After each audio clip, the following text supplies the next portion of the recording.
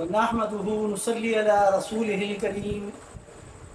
اما بعد فاعوذ بالله من الشیطان الرجیم بسم اللہ الرحمن الرحیم۔ شروع کرتا ہوں اللہ تبارک و تعالیٰ کے بابرکت نام سے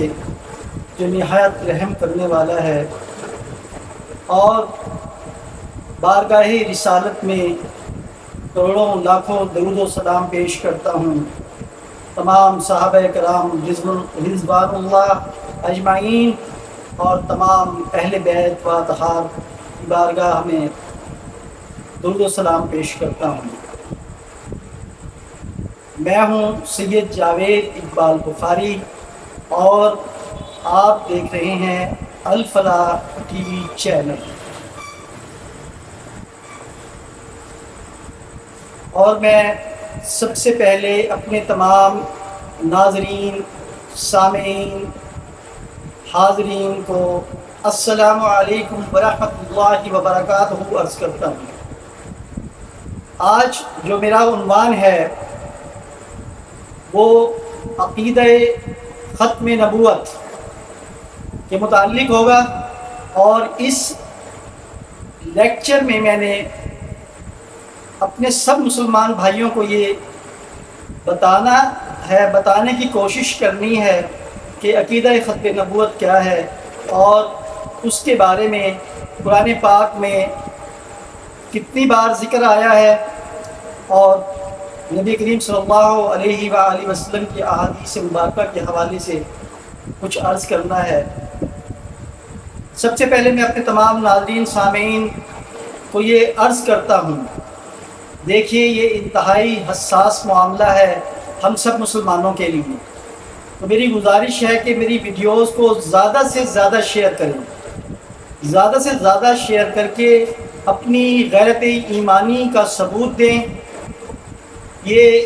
ناموس رسالت صلی اللہ علیہ وآلہ وسلم کا ایک حساس مسئلہ ہے جو ہم سب مسلمانوں کی انتہائی اہم ذمہ داریوں میں سے ہے کہ اس پیغام کو ہم خود بھی سمجھیں اور اپنی آنے والی نسلوں تک بھی یہ پیغام ہم پہنچائیں۔ ہر صورت پھر یہ سمجھیں کہ ہم نے کوشش کی ہے اللہ کی بارگاہ میں اور اللہ کے حبیب کی بارگاہ صلی اللہ علیہ وآلہ وسلم میں کہ اے اللہ، اے حبیب خدا، ہم نے آپ کی ناموس کے لیے اپنی جدوجہد کو ترک نہیں کیا، ہم آج بھی اسی طرح چکنے اور ہوشیار ہیں جیسا کہ ہمیں ہونا چاہیے۔ تو اب میں آتا ہوں اپنے لیکچر کی طرف کہ عقیدہ ختم نبوت ہے کیا چیز۔ عقیدہ ختم نبوت قرآن پاک میں بہت سی آیات سے یہ بات ثابت ہوتی ہے۔ نبی کریم صلی اللہ علیہ وآلہ وسلم اللہ کے آخری نبی اور رسول ہیں۔ مختلف اقسام ہیں ان آیت کریمہ کی جو قرآن پاک میں سے ثابت ہیں، جو قرآن پاک سے ثابت ہیں کہ آپ صلی اللہ علیہ وآلہ وسلم اللہ کے آخری نبی اور رسول ہیں۔ کچھ آیات ایسی ہیں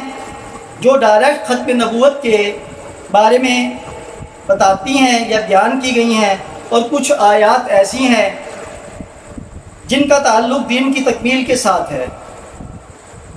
اور تیسری وہ آیات ہیں جن آیات میں سابقہ نبیوں نے بتایا ہے کہ ہمارے بعد ایک نبی آئیں گے، اور کوئی ایسی آیت نہیں آئی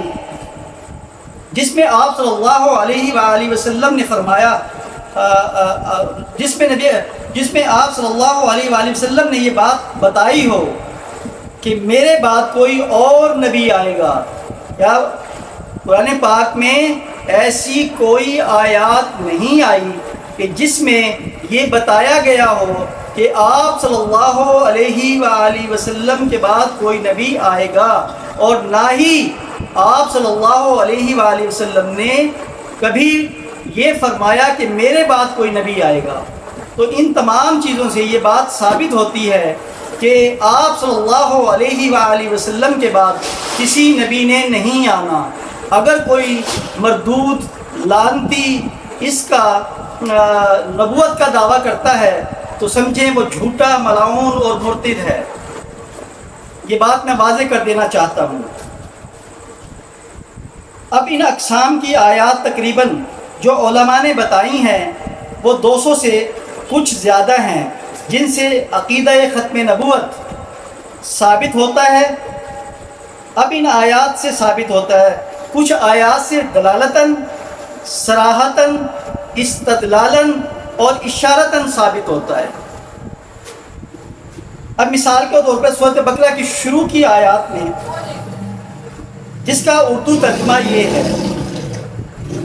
اور جو ایمان لاتے ہیں اور جو آپ پر نازل کیا گیا اور جو آپ سے پہلے نازل کیا گیا۔ اب یہ سمجھنے کی بات ہے،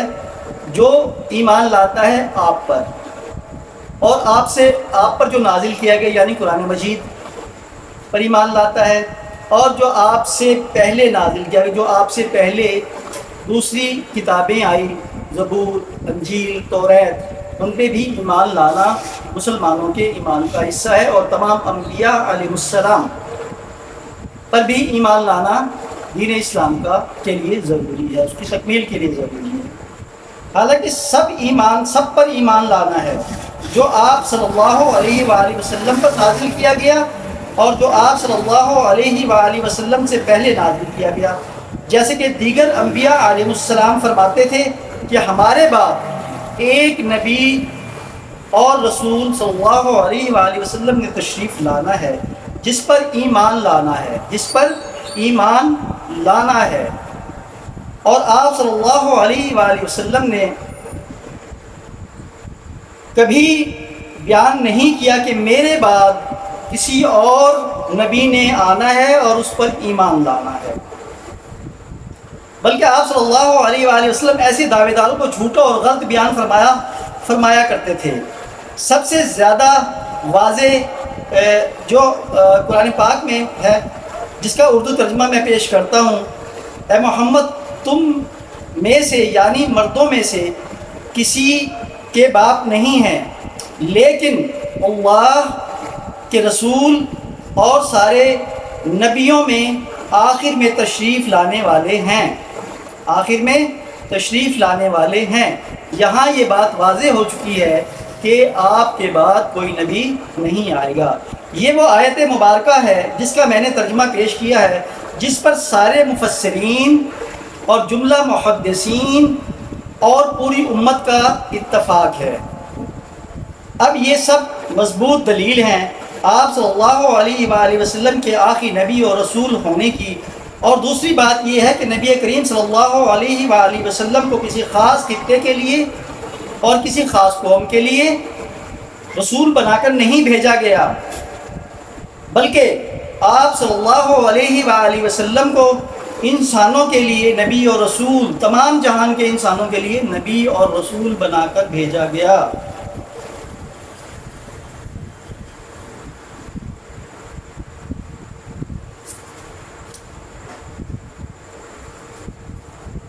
قرآن پاک میں ایک اور آیات ہے جس کا اردو ترجمہ پیش کرنے لگا ہوں۔ اے حبیب تم کہہ دو، اے لوگو میں تم سب کی طرف اللہ کا رسول ہوں۔ اب اس آیت مبارکہ میں جو مخاطب کیا گیا ہے، یا ایھا الناس سے مخاطب کیا گیا لوگوں کو، یعنی تم سب لوگوں، اور پھر آخر میں اسی آیت مبارکہ میں پھر فرمایا گیا کہ میں تم سب کی طرف رسول بنا کر بھیجا گیا ہوں، یعنی ثابت ہوتا ہے کہ آپ صلی اللہ علیہ وآلہ وسلم کی ذات مبارکہ کسی ایک گروہ، ایک خطے کے لیے نہیں، کل جہان کے انسانوں کے لیے اللہ تعالیٰ نے آپ کو رحمت للعالمین بنا کر بھیجا۔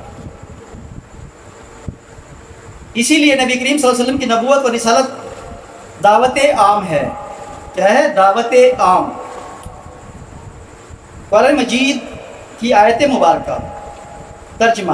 اور ہم آپ کو نہیں بھیجا، اور ہم نے آپ کو نہیں بھیجا مگر تمام کے تمام انسانوں کے لیے خوشخبری دینے والا اور ڈرانے والا بنا کر بھیجا۔ اب جبکہ نبی کریم صلی اللہ علیہ وآلہ وسلم تو سب انسانوں کے لیے نبی اور رسول تا قیامت بنا ہی دیا، تو پھر کسی دوسرے نبی کی کوئی ضرورت نہیں، کسی دوسرے نبی کی کوئی ضرورت نہیں۔ یہ بات ہمیشہ اپنے ذہن میں رکھیں اور دوسروں تک پہنچائیں اور اپنی نسلوں تک پہنچائیں، کیونکہ تمام زندگی ہم نے نہیں رہنا، ہم نے بہت ساری زندگی گزار لی ہے، اسی لیے ہم سب کی ذمہ داری ہے کہ یہ پیغام ہم اپنی نسلوں تک پہنچائیں، تاکہ ان میں جذبہ ایمانی اور آپ صلی اللہ علیہ وآلہ وسلم کے عقیدہ ختم نبوت کا مضبوط ہونا بہت ضروری ہے۔